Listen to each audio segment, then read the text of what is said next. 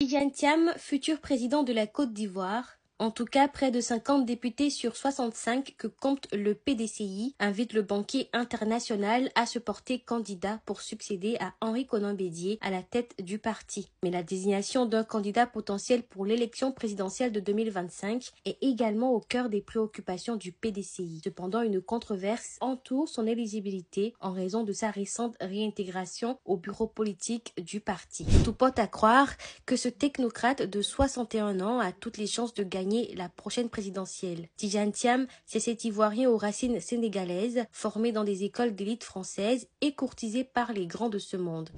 Il a été convié chez Barack Obama à plusieurs reprises. Il est ami avec David Cameron et George Osborne du Royaume-Uni et côtoie des chefs d'État asiatiques. Tidjane Thiam peut également se vanter de s'être tenu loin des querelles politiques de ces dernières années. Cependant, ses origines pourraient freiner son éventuelle élection. En Côte d'Ivoire, chaque élection présidentielle réveille la problématique du code de la nationalité. Sa mère, Marietou Sow, nièce du président Félix Houphouët-Boigny, est issue d'une grande lignée baoulée. Son père, Amadou Thiam, est quant à lui un Sénégalais d'origine, devenu ministre de l'Information ivoirien en 1963, puis ambassadeur à Rabat. Le sujet des origines intrigue également sa sœur, Yamousso Thiam. Dans une récente sortie sur Facebook, elle se réclame ivoirienne et s'insurge contre les propos discriminatoires et xénophobes dont elle est victime. Le débat sur l'éligibilité de Tidjane Thiam revient aussi en raison de ses longues absences sur les territoires ivoiriens. Parti du pays en 1999, à la suite du coup d'État qui a renversé l'ex-président Henri Konan Bédié, il n'est revenu en Côte d'Ivoire qu'en août 2022. Mais dans une interview accordée à la chaîne de télévision privée ivoirienne NCI, Tidjane Thiam a annoncé le projet de passer beaucoup plus de temps en Côte d'Ivoire à partir de 2024.